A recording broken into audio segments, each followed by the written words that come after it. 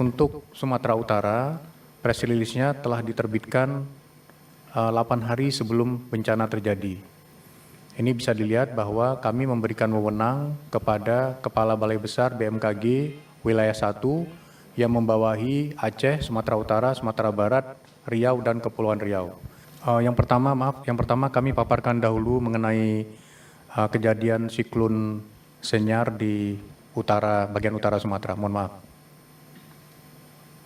Ya, secara singkat, kami sampaikan, Bapak, Ibu sekalian, pimpinan dan anggota Komisi 5, berikut kami sampaikan analisis dari BMKG terkait dengan cuaca terkini di Provinsi Aceh, Sumatera Utara, dan Sumatera Barat dalam rentang waktu 27 November hingga 4 Desember 2025. Lanjut.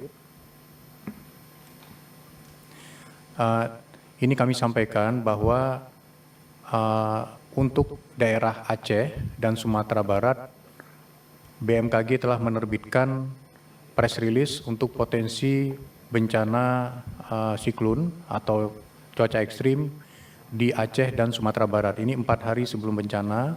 Untuk Sumatera Utara, press release-nya telah diterbitkan 8 hari sebelum bencana terjadi. Ini bisa dilihat bahwa kami memberikan wewenang kepada Kepala Balai Besar BMKG Wilayah 1 yang membawahi Aceh, Sumatera Utara, Sumatera Barat, Riau, dan Kepulauan Riau.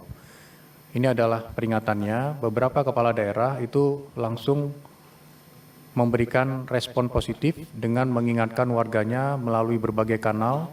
Ini kita sampaikan ke Forkompinda, Provinsi, BPBD, semua kami sampaikan. Dan ini terus diupdate setiap 2 hari bahwa akan terjadi cuaca ekstrim pada 3 wilayah ini. Lanjut. Kemudian perlu kami sampaikan, pimpinan dan para anggota Komisi 5, bahwa selama bertahun-tahun kita menganggap bahwa daerah tropis yaitu Indonesia ini adalah bukan daerah yang dilanda siklon atau badai atau typhoon, ya. Karena kita berada di dekat di Khatulistiwa, sehingga ada efek Coriolis yang melemahkan pertumbuhan bibit siklon. Jadi di bawah 5 derajat lintang utara dan juga lintang selatan pada daerah Khatulistiwa itu umumnya bibit siklon tidak terjadi. Tapi kita melihat bahwa dalam beberapa tahun terakhir telah terjadi anomali dari cuaca karena adanya anomali di atmosfer secara global, kemudian adanya massa udara akibat La Nina, El Nino, kemudian ada IOD dan sebagainya, hingga terjadilah 2001 di daerah Aceh yang dinamakan siklon bukan yang 2001 Fame ya, siklon Fame, tapi tidak semerusak yang sekarang. Lalu pada tahun 2017 terjadi siklon Cempaka di selatan Yogyakarta, itu kategori 1. 2021 terjadi siklon Seroja yang meluluh lantakkan Nusa Tenggara Timur. Nah, siklon Senyar sendiri ini terjadi karena adanya berbagai faktor. Ada angin monsun dari Asia, ada seruakan dingin dari Siberia, kemudian IOD negatif di daerah Samudra Hindia, dan juga diperkuat dengan suhu permukaan laut di Selat Malaka yang cukup tinggi, sehingga terbentuklah awan, sehingga bibit siklon ini dapat terbentuk, kemudian berkembang menjadi siklon. Dan dia berada di antara 2 Sumatera dan Semenanjung Malaysia, sehingga dia terperangkap. Nanti kita lihat lintasannya, sehingga terjadilah yang sekarang sedang dihadapi bersama antar semua kementerian lembaga di Indonesia. Baik, next. Nah, ini adalah pada saat yang sama ada 2 siklon, Bapak Ibu sekalian. Yang pertama yang berada di Laut Cina Selatan itu kategori 2, yaitu siklon Koto. Kemudian di Selat Malaka itu siklon Senyar. Nah, siklon Senyar ini tadinya kita perkirakan akan melintasi daratan Aceh, kemudian ke Samudra Hindia seperti di tahun 2001 dahulu. Tapi ternyata terhalang sehingga dia berputar-putar di sana, sehingga terjadilah curah hujan yang tinggi antara 2 sampai 3 hari. Umumnya untuk di wilayah utara Indonesia itu bibit siklon terjadi di bagian atas dari Papua, kemudian melintasi Filipina itu bisa lebih dari 10 kali dalam setahun, kemudian dia akan hilang di Laut Cina Selatan.